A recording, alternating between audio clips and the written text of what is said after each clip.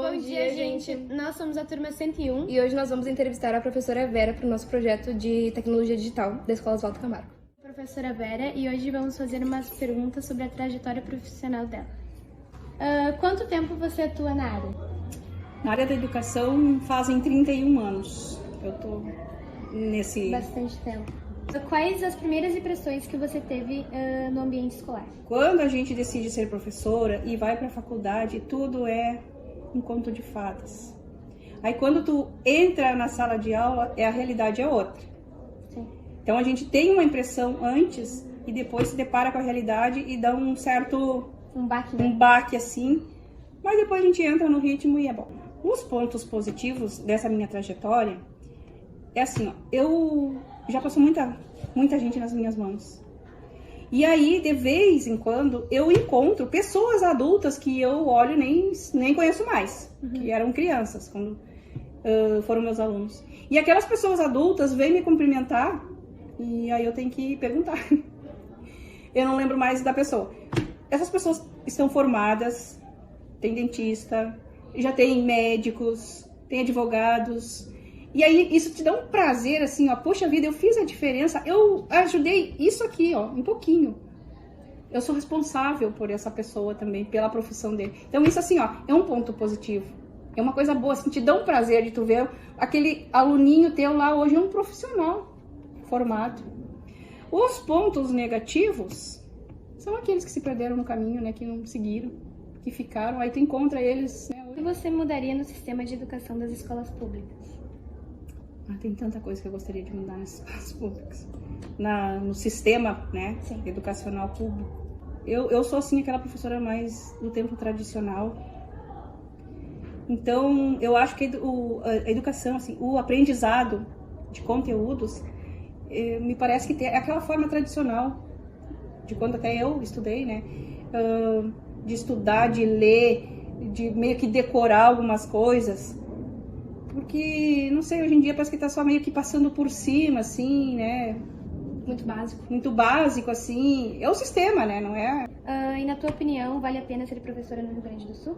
O que vale a pena, assim, é tu ver, assim, pessoas jovens que tu consegue, né?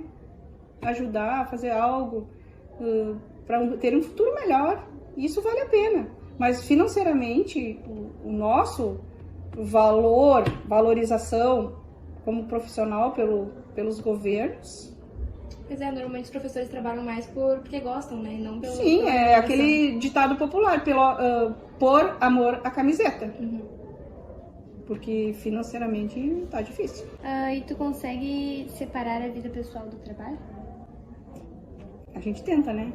Porque o professor é aquele profissional que trabalha aqui na escola, vai para casa e segue fazendo o trabalho da escola em casa. Sim. Então, é difícil, né? Tu separar, não tem como. Porque outras profissões, outros trabalhadores trabalham, fechou a porta saiu para fora do portão da empresa, esquece. É a família, é a vida pessoal. E o professor não.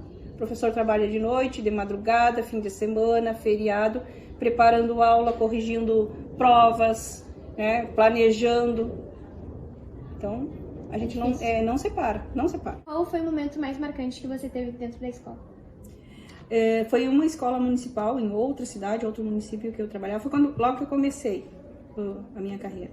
Eu tinha um menino, assim, um adolescente, muito, assim, ó, mal educado, terrível. E ele falava palavrão, muito palavrão. E aí eu tava indo, assim, ó, no corredor, e eu tava lá no final, e ele falou umas coisas, assim, que não vem ao caso, não vou citar, que aquilo me marcou até hoje. E eu, assim, ó, nunca mais esqueci daquilo. Me deixou bem chateada, bem triste na época, mas aquilo foi aquela época e passou, nunca mais me deparei com aquela situação. Então, isso foi assim que me marcou negativamente. Às vezes até tem que se fazer de surdo e de louco pra não... Pra manter a sanidade. É verdade. Você abriu mão de algo para se tornar professora? Posso dizer assim, que eu me tornei professora, eu já era mãe. Que eu disse que eu dei uma pausa, né? E aí depois, quando eu decidi voltar a estudar, eu já tinha meus 2 filhos mais velhos. E aí eles eram crianças, e eu deixava eles em casa. Então, assim, eu abri mão um pouco de ficar com eles em casa para ir para a faculdade. Porque eu morava numa cidade pequena, e a faculdade era em outro município. Então eu deixava eles sozinhos em casa, e a faculdade era à noite, e eu ia para aula, eu voltava de madrugada e eles já estavam dormindo. Outro dia eu acordava cedo para ir para a escola trabalhar. Então assim, ó, eu abri mão praticamente daquele período ali do desenvolvimento deles ali, quando eles tinham 7, 8, 9, 10 anos ali. Eu ficava muito pouco tempo com eles. Sim. Em relação à pandemia, como foi dar aula de forma remota? Como a senhora lidou com isso? No início foi muito difícil, porque a gente foi pego de surpresa ali, né? Vai para casa, fica em casa, se tranca. Aí agora vamos dar aula online à distância. Eu tinha muita dificuldade de mexer no, né? E aquelas plataformas lá, veio assim, ninguém disse nada, como é que tinha que fazer.